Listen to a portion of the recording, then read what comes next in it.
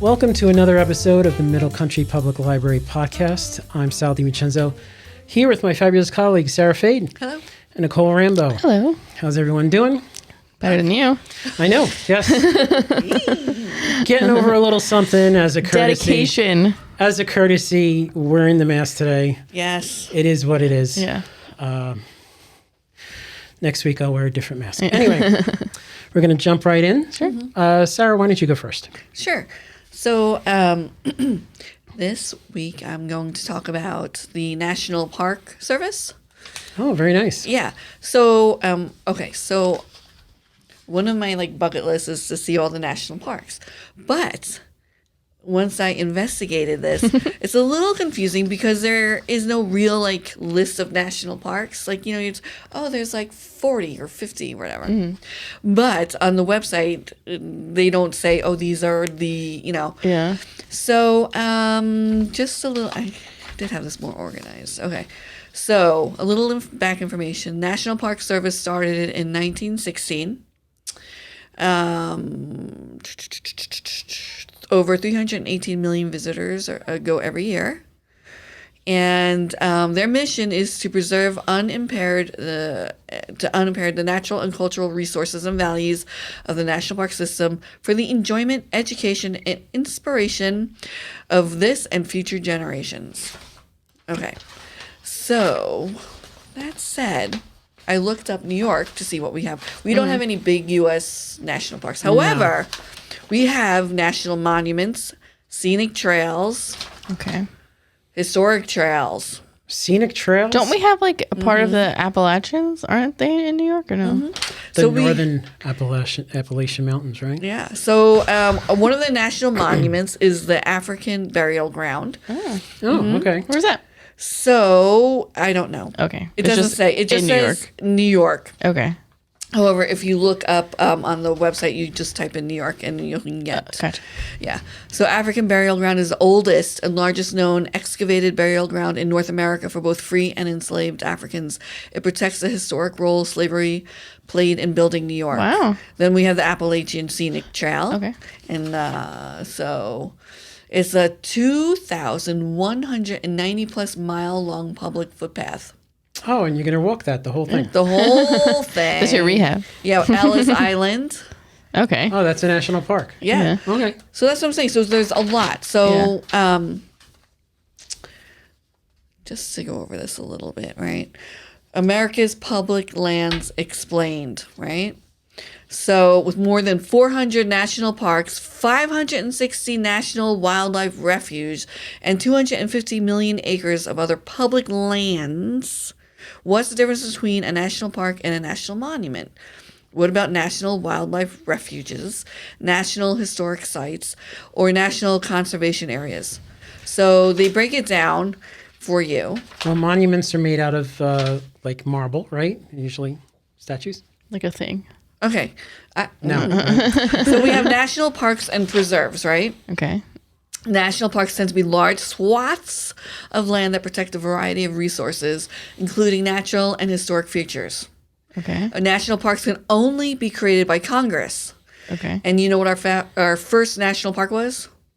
The Grand Canyon. Yellowstone. Yellowstone. Oh, all right. And they Got are it on the second managed. chance. Yeah, you were close. Managed by National Park Service. Okay. So in total, the National Park System has 28 different types of designations, but they're all considered national parks, no matter the name. Okay? So we have a National Wildlife Refuge, which we have one on Long Island, the Wertheim. Wertheim. Yep. Yeah, I pass it every Tuesday and Thursday. And this is controlled by the U.S. Fish and Wildlife Services. Yeah. Okay. They were created in 1903 when President Roosevelt established Pelican Island National Wildlife Refuge. Yeah. Then we have national conservation areas. Okay. And they are public lands managed by the Bureau of Land. This is all very governmenty. Yes. Yeah, Bureau of Land There's Management. a lot of people doing jobs that Yeah. make a lot of money. Okay, national monuments. Okay. They have sign language interpreters. Really? Sure. That's what you should do. I know. Talk about, the swaths Swaths of land. of land. Cedar Breaks National Monument in Utah is best known for its geologic amphitheater. Oh, and that cool. is a national monument. Okay. National monuments protect a specific natural, cultural, or historic feature. Then we have wilderness areas, national historic sites, which is like the Golden Gate Bridge. Oh, okay. Okay. Yeah. Okay. National memorials. Okay. Okay. And they commemorate a historical person or tragic event. Okay. All right. Then we have national battlefields, All right. which we all know. We all. Which we all know from Jim Ward. Yeah. The one and only. The one and only Gettys. Jim Ward Yeah. knows Gettysburg. Yeah. Then we have national recreation areas. Oh, Yeah. interesting. And they are areas of land near large reservoirs Oh. Oh, so that that offer visitors a chance to experience water-based outdoor activities. okay, I was going to say it's water based. Yeah. Yeah. Then we have wild and scenic rivers. Okay. Okay. Wow, it sounds like a movie. I know. And then we have national seashores and national lake shores. We must be on there, right? Oh, for seashore? sure. Yeah, Fire Island Yeah, National yeah. Seashore. Yeah. The 10 national seashores are on America's 3 coasts, Atlantic, Gulf, and Pacific. Fins. National trails. Okay. And they fall into one of 3 groups: scenic, historic, and recreation. Oh. Okay. Okay. Then and that's it. Wow. That's a lot. Isn't that a lot? So Yeah. it was really eye-opening to me because I thought, oh, the national parks. It was And all that's it. Just that's it. yeah, but it's like Yeah. a ton of stuff. So You have to yeah. have all those people manage all those things. Yeah. Yeah. So, and there's tons of statistics, which I won't bore you with, but they do, you can volunteer. Mm-hmm. They do hire a lot of people, which you go to USA Jobs.gov. jobs.gov and to apply because it's a federal job, even though if you like work for the national park in Wertheim, Wertheim, yeah. it would be a federal Yeah. position. Yes. And they live there. Remember, you were at that one where she came and talked, right? Yeah. Yeah. The woman who lives there. She's Yeah. a little park ranger. It's crazy. Yeah. Now, do Yeah. the park rangers have to pay for the rent, or is that included in their I think job? that's included. Yeah. Wow. They live right at Wertheim. We're Yeah. doing the wrong job here. Yeah, but they probably get paid in like wildflower seeds. That'd Shells, be good. seashells. Yeah. Yeah. So that's Cool. a little That's interesting. interesting, So yeah, you can go to the website. I'll put it in the blog. So, have you been to any major Major ones? No. national parks yet? No, but I want to go to. I plan on going to the one in Maine in the Oh, yeah. fall. Cool. Are you going to get like an RV and like travel around? Is that like your retirement plan? RVs are so expensive.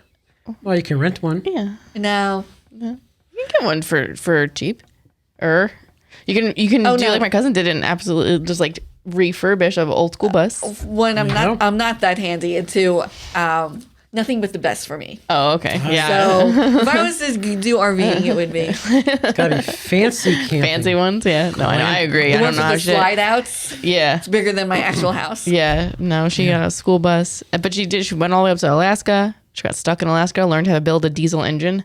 They broke down, and then she met like a guy that as a like an auto mechanic or whatever that specializes in diesel engines, and she like learned how to fix her diesel engine. That's amazing. That's a movie. Yeah, it was Yeah. pretty crazy watching her. She posted it on the so I was Yeah. like, wow, damn. No, that's a dream. Yeah. I would love to do that. Yeah, Cool. but Not- in not- a nice, Not No. that story. not fix a diesel engine though. Yes, no. Yeah, Maybe get drive-through. but it is cool. Yeah. Awesome. Thank you, Sarah. Sure. Nicole. Yes. Did you know that March is National Reading Month? Really? Yes. So, happy National Reading Month. In recognition of Dr. Seuss's birth month, March has been designated National Reading Month, a time to celebrate all things books. So, I didn't know this either. I found out because my girl Susie from Book Riot must have been running this article instead of doing the horoscopes. Ah, So, there's no March horoscopes. she's on first name basis with these people now. folks. Yeah, and I will say, I was trying to do my own, and it's a lot that goes into it. Here's the thing: I know Susie is legit. Other people might be making stuff up. No. So maybe it's not as hard, but I literally have a stack of books on my desk, and I've been trying to in my downtime, figure this out. I'm like, golly, there's a lot going into this. Yeah, it's rough. So that's on hold. But yeah, so Susie, I found this article instead, which is very applicable still, maybe more so. So it's National Reading Month, and this is 15 tiny ways to celebrate, and I won't give you all 15. I'll just give you a couple. But visit your local library is number one. So come down, check us out. Yep. Read a short story. So I feel like you've mentioned short stories on here before. Yeah. She has. And you don't like them. No, they're perfect. Yeah, they're short. Post a shelfie. So if you have at home like these beautiful bookcases, what some people do, if you're on like Bookstagram, these very aesthetically pleasing ones, or you might have ones like this. Ours are kind of They're getting there. It's a little lame. Or you can come down to the library not lame. and you can take pictures we have like beautiful displays a lot of the time, and we have definitely stacked shelves. So you can come down while you're down here, take a shelfie, tag us in it. Read a book aloud. Have you ever read a book out loud? Only in 4th grade. Like not, I have. yeah, to yourself? No, not. To other people? Yes. Yeah. I remember one time I was like reading not a whole book, but I was reading some of a book to Steve, but he was like over my shoulder, and I think I mispronounced like a word, and before I could correct myself, he did, and we've never done that again. I'll tell you that right now. Is he still alive? Yeah, that was the beginning and end of that little adorable couple moment. It's over. Yeah, because people say to each other as like couples, like, "Oh, read aloud to each other." Absolutely not. Don't do that. No. Well, I'll say, do you want me to read this to you? And no. All right. Jeez. But it may be something you would like to do if they're a significant other. Start a new audiobook. So audiobooks are reading. Yes, we just talked about it last week. Yes. So just to reiterate that. So, I mean, no, it is reading, but it's listening. Technically. Let's see what Susie has to say. It is but still have to comprehend, remember? But it is. Yeah. You said you have to comprehend it. You have to pay attention. It's one of those words that's not really accurate, but it is. Yeah. Comprehending. Yes, I agree that it is still digesting a book. Yeah. And we do have, But it's like listening to a book. Right. Yeah. We do have, if you're listening because you're working on your reading skills, we have the read aloud books here as well. So you can hear someone read them, and then you can follow along with the book as well. So you get to work on both. Same thing with some of our playaways. We have the playaway that also comes with a physical book. Yes. So you can kind of do both at once. That's so we great. have plenty of options for that too. It says wear your best bookish swag. So if you happen to buy merch from your That's like what? yeah, if you have like merch, you know people who Book swag? You mean like a dress that has books on it?